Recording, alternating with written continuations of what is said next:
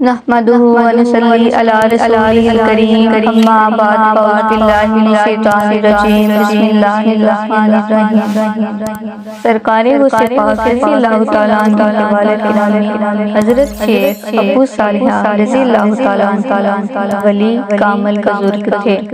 ایک دن کہیں تشریف لے جا رہے تھے، راستہ میں ندی بہہ رہی تھی، اس میں سے ایک سیب بہتا ہوا نظر آیا۔ آپ نے بڑھ کر وہ سیب اٹھا لیا، وہ نہایت ہی خوش رنگ اور خوشبودار تھا۔ شیخ کو کچھ ایسی کشش معلوم ہوئی کہ آپ نے وہ سیب کھا لیا۔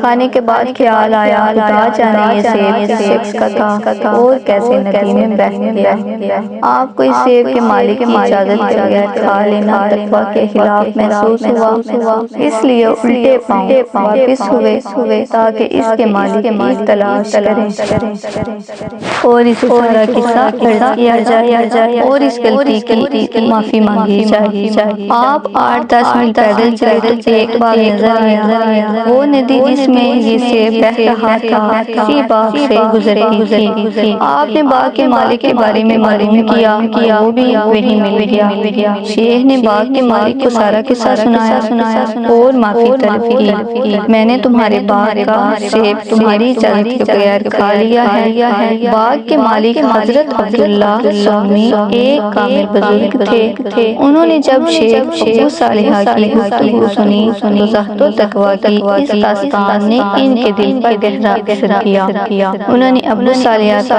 شجرہ نسب پوچھا تو وہ حضرت علی رضی اللہ تعالیٰ عنہ نور علی نور پایا۔ کچھ دیر سوچنے کے بعد باغ کے مالک نے شیخ سے فرمایا کہ میں تمہیں سیب معاف کر سکتا ہوں مگر میری ایک شرط ہے۔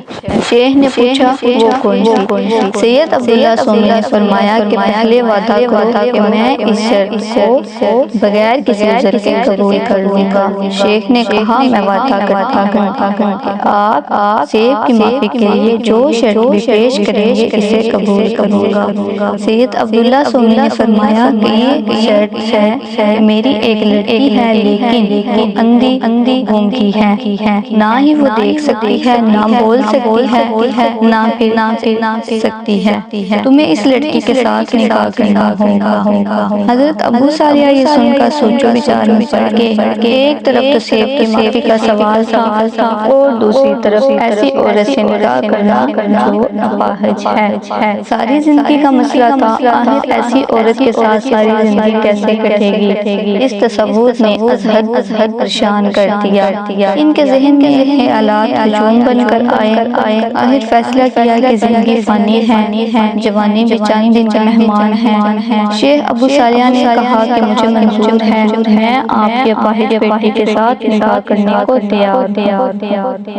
یہ سن کر سید عبداللہ سومی نے سیب کی غلطی معاف کر دی، نکاح ہو گیا۔ پھر شیخ رمی سرام میں داخل ہوئے۔ کیا دیکھا ایک نہایت خوبصورت تندرست لڑکی بیٹھی ہے۔ اسے دیکھ کر خیال کیا شاید کوئی اور لڑکی ہے۔ الٹے پاؤں باہر نکل آئے اور عبداللہ سومی سے کہا کہ یہ عورت منقوحہ کے سوا کوئی اور عورت ہے، چونکہ اس کے تمام اعضاء درست و سلامت ہیں۔ عبداللہ سومی نے فرمایا یہ تیری منقوحہ ہے جو میں نے اپنے بچے کے صاف بیان کیا تھے کہ وہ اندھی ہے، اس کا مطلب یہ تھا کہ اس نے کبھی غیر محرم کو نہیں دیکھا، اور گونگی اس لیے کہا تھا کہ اس نے زندگی بھر بد کلامی نہیں کی اور نہ ہی کبھی گھر سے باہر قدم رکھا۔ عبداللہ سومی کی صاحبزادی جن کا نکاح شیخ ابو صالحہ سے ہوا یہ وہی ام الخیر فاطمہ تھی جو ولی کامل کی بیٹی اور ولی کامل کی بیوی بنی، اور پھر ان کے بطن پاک سے سرکار غوث